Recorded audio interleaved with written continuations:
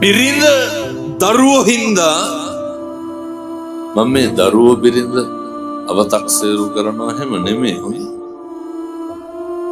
ගොඩක් පවුල්වල සහෝදරකම් නැති වෙන්නත් කසාදෙන් පස්සේ මේ පැත්තෙන් නම් එහෙම නැති වෙති මං කියන්නේ බොහෝ පැතිවල එහෙම වෙනවා.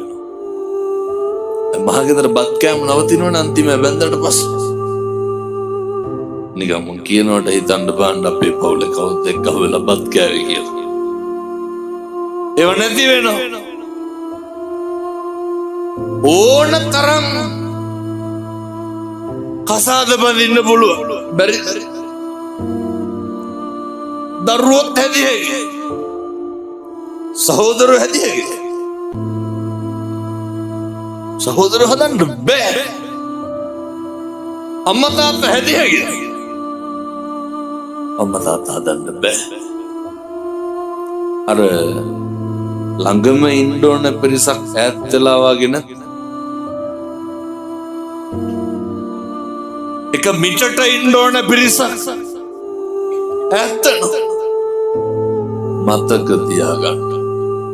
අපේ අම්මලා තාත්තලා අපි හින්දා එයත්න්ගේ අම්මා තාත්තා සහෝදරයෝ ඈත් කරගන්න. එහෙම වෙන්නේ නැත්නම් ඉඩකඩම් රකින්න තරමක් රකින්නේ ඇයි? අහනකොට කියන්නේ හාමුදුරනේ අපේ ළමයින්ටත් එපයි කියලා. එහෙම නෙමෙයිද කියන්නේ? දරුවන්ට ඕනනේ කියලා. ජීවිතේ එකපාරක් හම්බෙන සහෝදරකම ඉදිරිවාදිකම් වලට පෙරලා ගන්නවා. දරුවන්ට ඉඩකඩම් පරිස්සම් කරන්න. වෙන මොකටද? මේ බෙදල තියෙනවද ඉඩකඩම් ගැටලු නැතුවද මං හිතන්නේ. නෑ බොහෝ පැතිවල තියෙනවා ඒක මෙහි පැතිවල නැතුව අනෙක් පැතිවල හරියටම තියෙනවා. පුරුදු වෙන්න. කාලෙකින් හම්බෙච්ච මිනිසත් භවය තුල හෙට ඉඳන් වෛරය අතාරින්න. කොහොමද වෛරය අතාරින්නේ? අර එක සෙන් කතාවක තියෙනවා